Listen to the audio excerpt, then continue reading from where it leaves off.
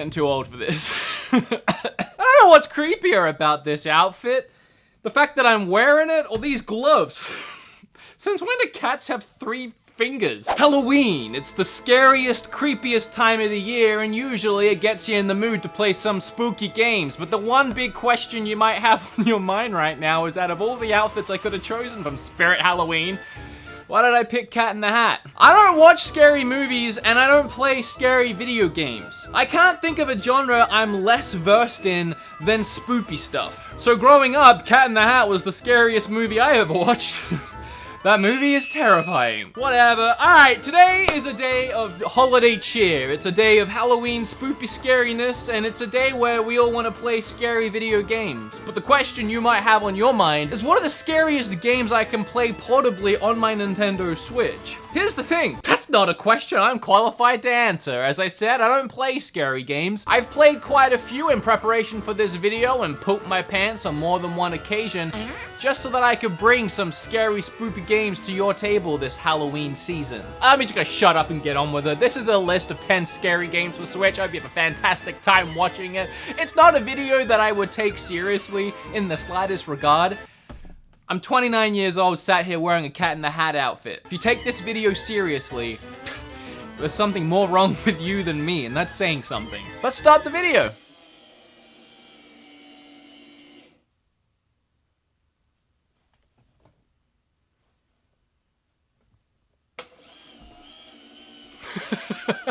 The first creepy game on this list actually sponsored the entire video. Call of Cthulhu. Or Cthulhu, if I'm pronouncing it correctly. Before we talk about horror video games, I think it's important to pay tribute to where many popular horror stories and writings began. Specifically back in the early 1900s, when authors like H.P. Lovecraft, an American horror fiction writer, wrote some of the most influential spooky tales of our time. And in an ironically, horrifically sad way, Lovecraft actually died at the young age of 46. He passed away to cancer that formed due to his malnutrition. His works never paid him much, so he often went weeks without food. With his works so celebrated, even to this day, and monuments being built in his honor since his passing, it's unbelievable to think that at the time of his life, he wasn't able to even provide for himself. However, his memory lives on through his books and the media that adapted from his works. And one which book and adaptation comes in the form of this first Switch game, Call of Cthulhu.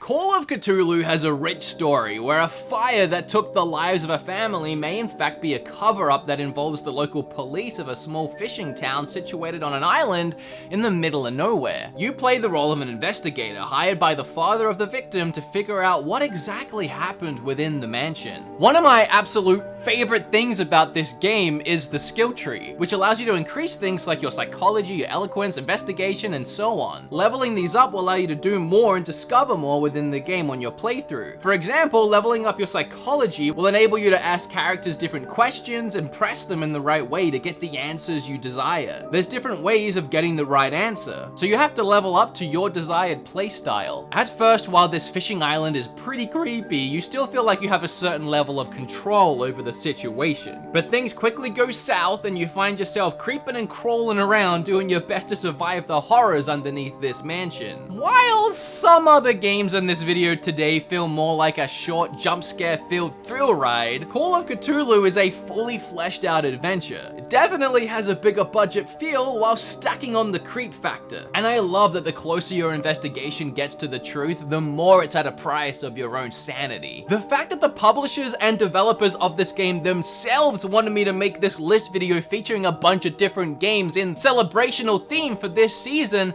it just goes to show how much confidence they have in their own game to stand out above a bunch of other spoopy games. And rightfully so. So whether you respect the heck out of that fact alone and decide to grab the game, or you want to check it out for me as it does help support the channel, or you want to check it out to continue the love and appreciation for H.P. Lovecraft's works, you can find a link to this game down below, and I do highly recommend it. Alright, so that's the sponsored game. What other 9 scary games are we going to talk about today? Let me see what I got in here. Now,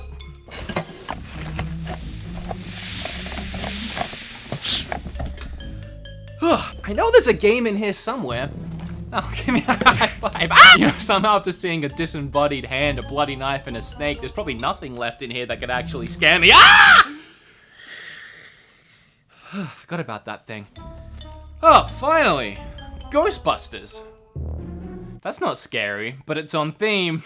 Ghostbusters, the video game. It initially released on PlayStation 3, Xbox 360, and strangely on the Wii. I say strangely because they had to completely change the way the game looked and made it a more cartoony style, which actually looked a lot more like the Ghostbusters cartoon. However, surprising to most people, the Switch is more powerful than the Wii, and finally on a Nintendo system, we're able to play the game the way it was probably originally intended. I had never played this game before, and I wasn't really sure what to expect going into it. And honestly, it kind of plays like Gears of War, which is a weird thing to say, but you play it as an over-the-shoulder third-person shooter. You even run holding the A button and you reload using the right trigger. It's not really reloading in this case, it's more recharging your proton pack, but the control scheme and the weight behind it, it honestly does feel like a Gears of War game. The action is non-stop from start to finish. I mean, you're fighting the Marshmallow Man within the first hour of the game, and it really doesn't slow down from there until you hit the end credits. The voice acting is perfect throughout, both in the cutscenes and throughout the game itself while you're playing. Bill Murray does a fantastic job, and I just really love me some Bill Murray. And for those that might be thinking, we're 2 games into this list, and I have decided to take this video very seriously, and this game does not look scary at all,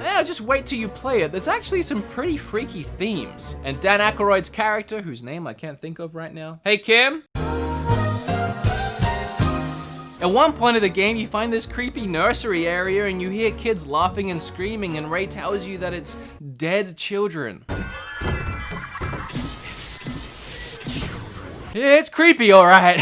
Hey, if you're a fan of Ghostbusters or just great video games, Ghostbusters the game. This makeup's getting really itchy. Oh, the Cat in the Hat!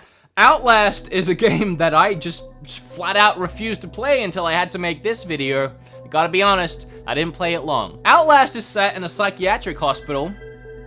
Yeah, that's it, I'm out. Hey, where'd my glove go? The thing I hate about this game is the thing that probably makes it so great. You have no way to defend yourself. You just walk around these hallways and corridors with a camcorder. The camcorder has night vision mode, so that's the only way you can really see things in the dark. You spend a lot of this game running and sprinting down hallways in the pitch black of night, stopping once in a while to bring up your camcorder and make sure you're heading in the right direction. The right direction most likely being away from whatever the heck that thing is. It's just about one of the freakiest things, bringing up that camcorder and seeing something standing right there in front of you. The only thing I will say is, even in my short time playing this game, I got a little sick of having to run around and hide from things all the time. It was creepy for sure, but it became a little tedious having to push past the same monster again and again to hit a hiding place. But then every time I fooled myself into a false sense of security around another corner, I found a jump scare that would reawaken me and remind me why I don't play horror games. Also, it sucks when the camera battery dies.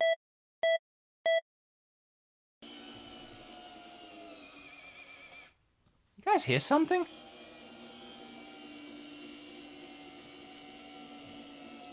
Much like Outlast, Amnesia is another game I wish people would forget about and stop asking me to play. You get it? Forget about it? Because it's empty. In Amnesia, you wake up in a strange castle and surprise, surprise, you can't remember anything. You got amnesia. That was a twist. And lucky you, I guess, you left a note for yourself before you forgot all the things. Unfortunately, all the note says is that you gotta kill a guy and that you're being chased by a guy. Well, damn, Daniel, if you knew you're gonna be able to leave a note for yourself, you think you'd leave a little bit more than that. In Amnesia, you need to deal with losing your marbles. You get easily freaked out and start seeing visions. So, you'd be best to try and stick in the light. Or stick in another Switch game, because this one is too scary.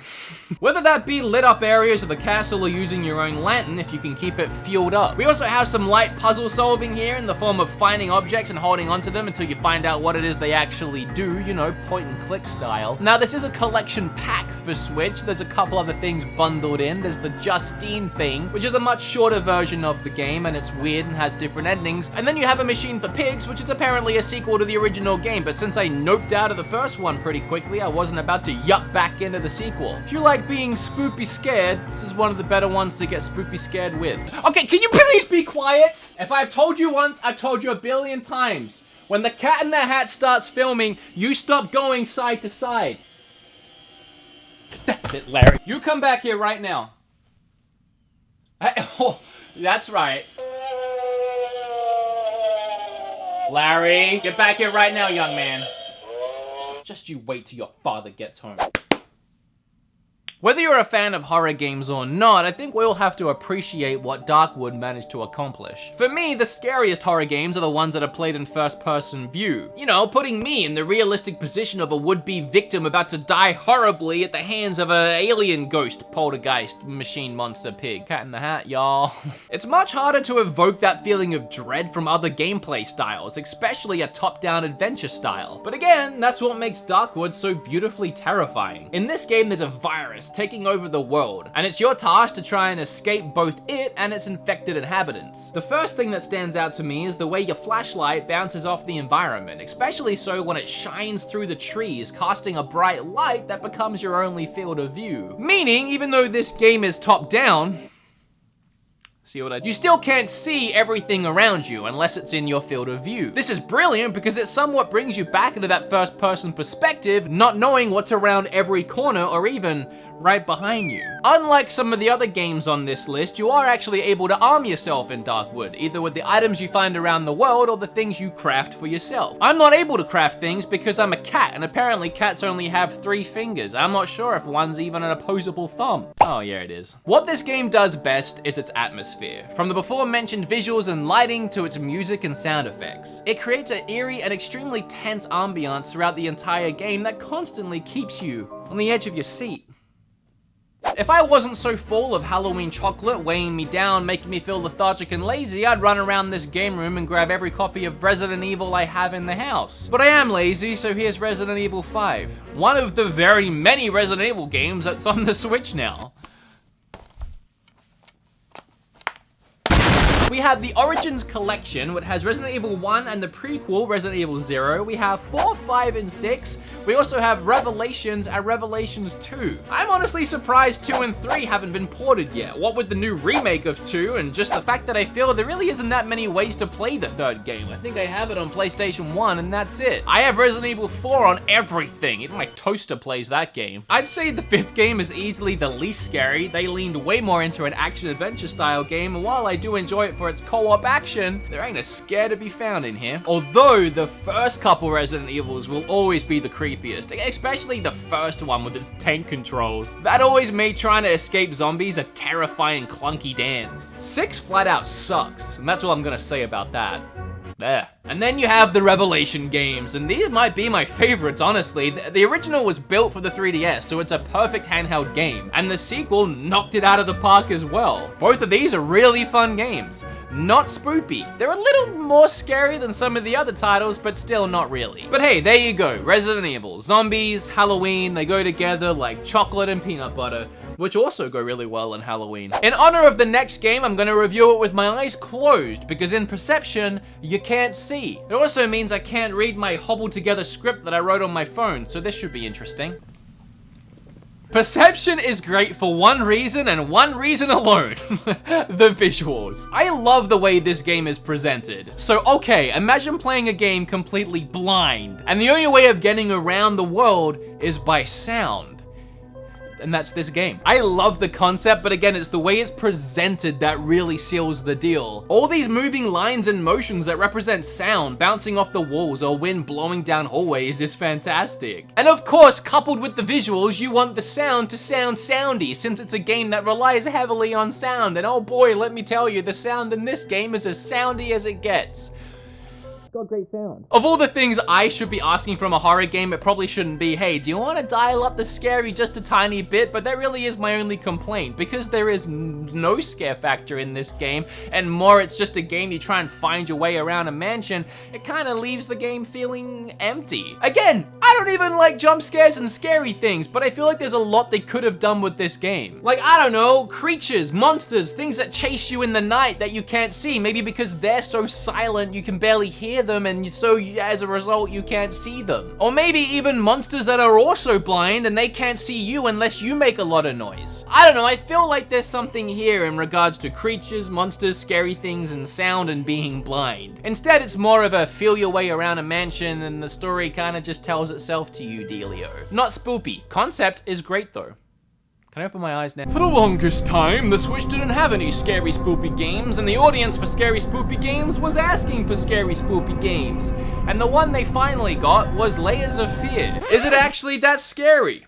Let's find out. With a name like Layers of Fear, I went in expecting something equal to, let's say, a cake. If each layer of cake was filled with spiders, blood, and copies of Xenoblade 2. Ugh. Visually, Layers of Fear is one of the cleaner looking games on the list, and it plays pretty great on the Switch too. And honestly, the more I say about this game, the more it might ruin the experience for you, as it's a genre you really need to just, well, experience for yourself. If you ever played that PT demo on PlayStation 4 before it was ripped from the online, it's fairly comparable to that, where you walk around creepy hallways and rooms and things just kind of happen to you and around you, often screwing with your perception of the world, shifting doors and hallways and messing with your mind. And I gotta be honest, it's not that scary. I mean, it builds a really fantastic, tense environment, and I did feel on the edge of my seat the entire game, and there was a couple of jump scares, but for the most part, it was more of just a haunted house tour, where I was walking around a mansion, watching things happen. Some of those things were scary, but I never really felt like I was in any danger. Kinda like RGT85. He's scary, but he's not dangerous.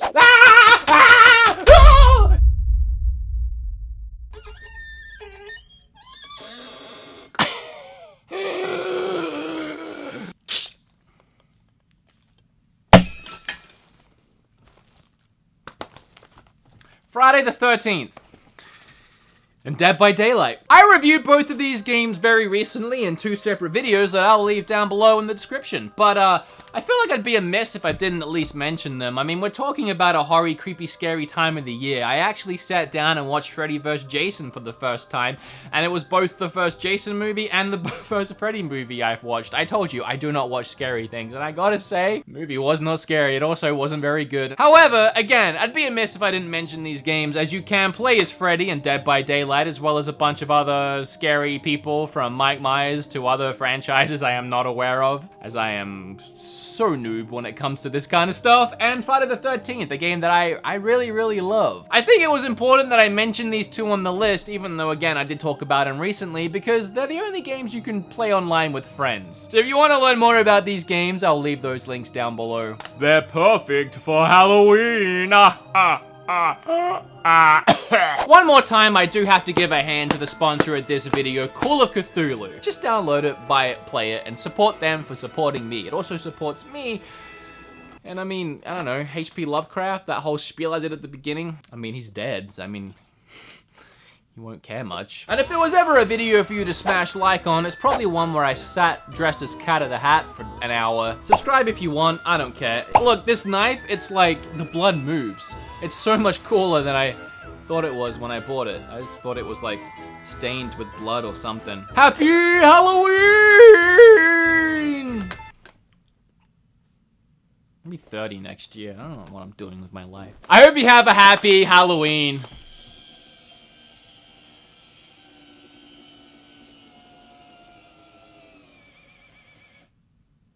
I swear to